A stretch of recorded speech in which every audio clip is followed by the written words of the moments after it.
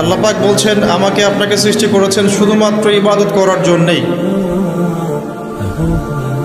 আর আমরা দুনিয়ার চিত্র যা দেখছি, যে আমরা দুনিয়ার কাজকর্মগুলো শেষ করে যদি সময় পাই তাহলে ইবাদত করতে আসি।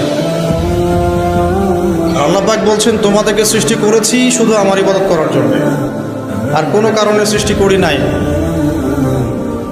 আর আমরা দেখছি যে আমরা দুনিয়ার সব কাজগুলো শেষ করার পর যদি কিছু সময় থাকে তাহলেই মসজিদে আসছি, তাহলেই কোরআন তেলাওয়াত করতে বসছি, তাহলে আল্লাহর কিছু ফিকির করি, পরকালের চিন্তা করছি যদি সময় পাই।